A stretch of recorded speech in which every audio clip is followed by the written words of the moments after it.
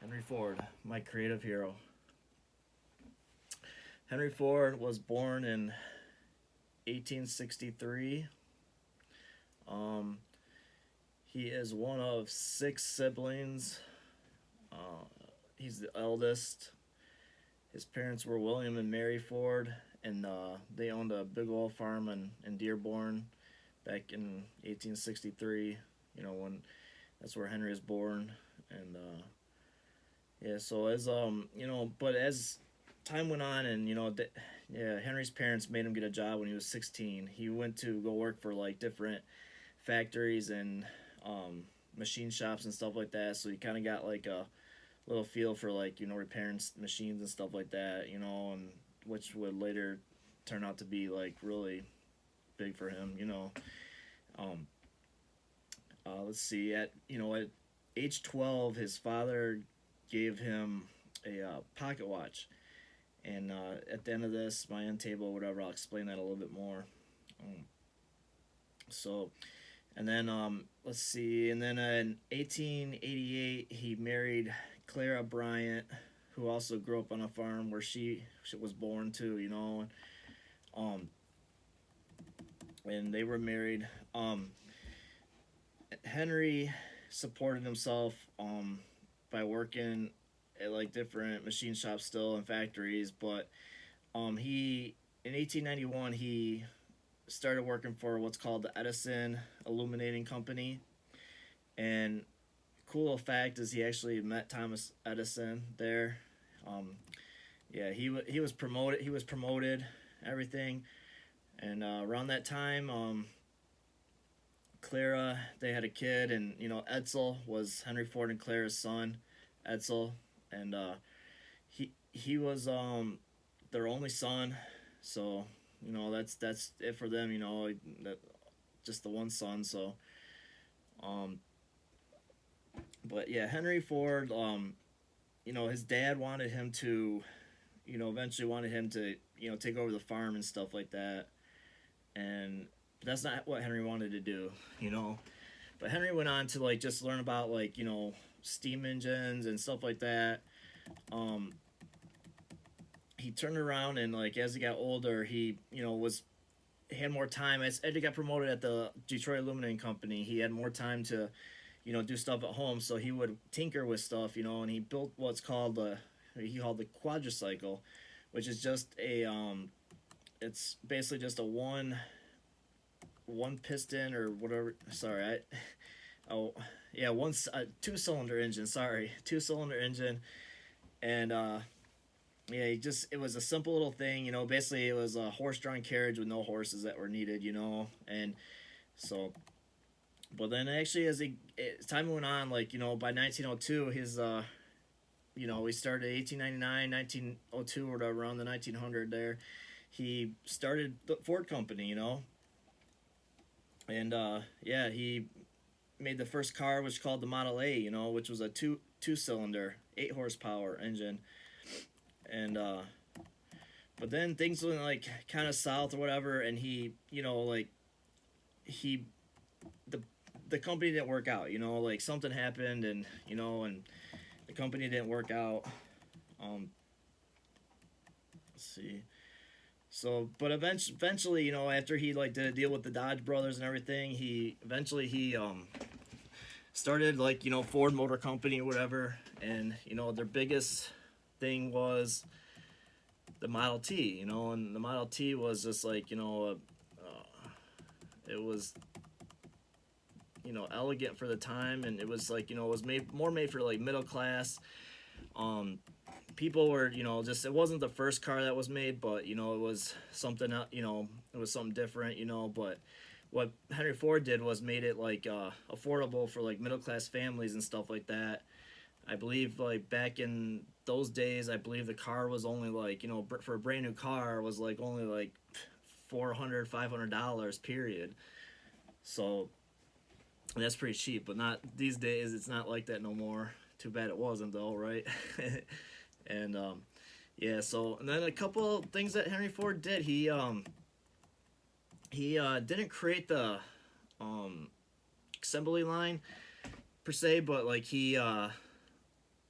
what he did is he took like he to produce the Model Ts, you know, in a faster fashion, and you know, ramp up, you know, production of them to sell more. He thought to himself, you know, like, hey, like, you know, there's conveyor belts like in meat plants, packing plants and stuff like that, you know, so why can't we take those and, you know, and make car and do the same with cars, you know, making cars. So that's what he did, and he, you know, basically that turned the whole like car production world around, you know, like, so cars were, you know, pumping out, like, you know, where it used to take like, I don't know, 3 guys like a week to make a car or whatever. I mean, cars were pumping out every like 24 minutes and or half hour or something like that, one car at a time. And so, you know, anyway, so that was, you know, something that Henry Ford kind of helped do, you know.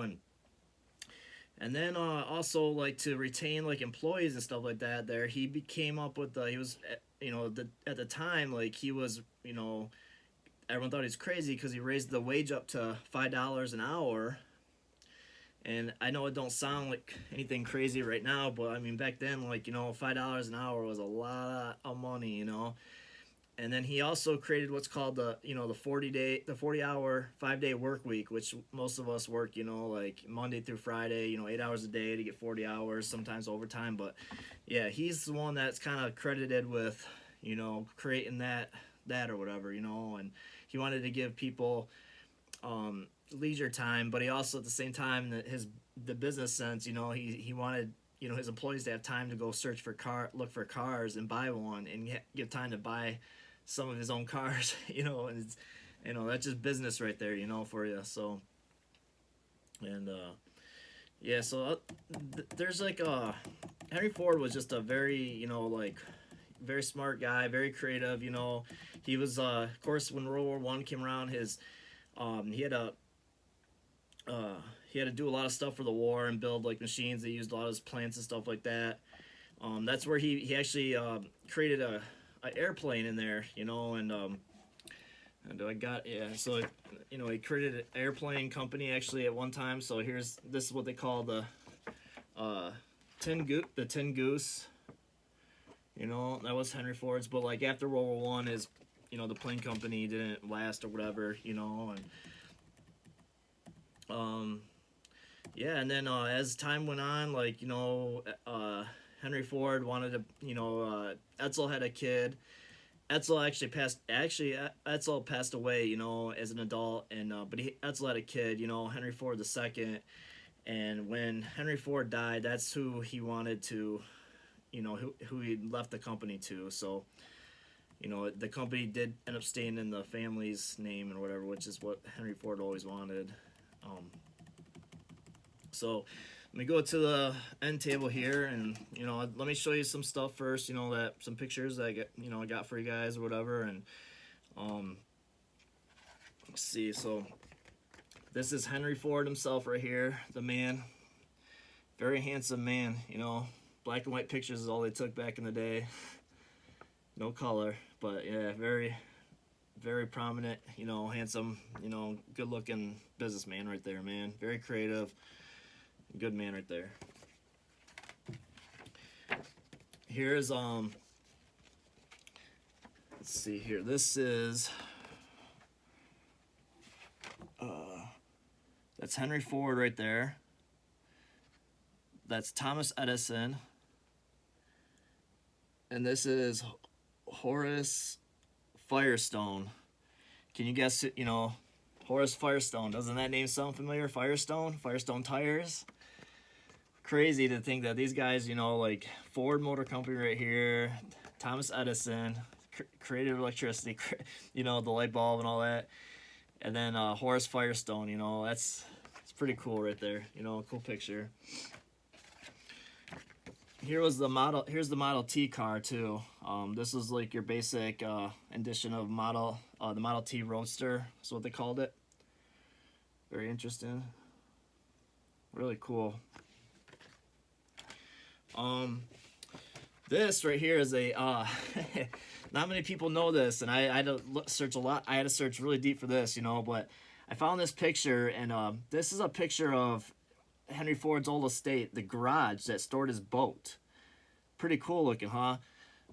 But the story that goes with this is like that. There's a legend, and who knows if it's true or not, but that Henry Ford would hop and take midnight rendezvous, hop in his boat, and he'd go up to the Rouge River, and he'd go see his mistress. So but that's probably something he didn't let anyone know, and so I mean it's just a rumor. Wherever I seen it from, who knows? Fake news, maybe real, who knows? And that just brings me back to the pocket watch. What it is that Henry Ford at 12, his dad gave him a pocket watch. And for some reason, like that's, when I was looking for this stuff, all I could find was like at age 15, he started working on playing around with the pocket watch. I don't know what happened in those 3 years there, but, I don't know. But as soon as he hits 15, he starts taking the pocket watch and he, starts taking it apart and stuff like that. And he starts tinkering with it and he starts taking them apart and fixing them. Well, then like his neighbors catch wind and he ends up start repairing like all his neighbors' watches and stuff like that. So really Henry Ford started off as a watch repairman. So and then look at it, Ford Motor Company, crazy, isn't it? That's what creative thinking is, man, and it's just where it starts. So thanks, guys.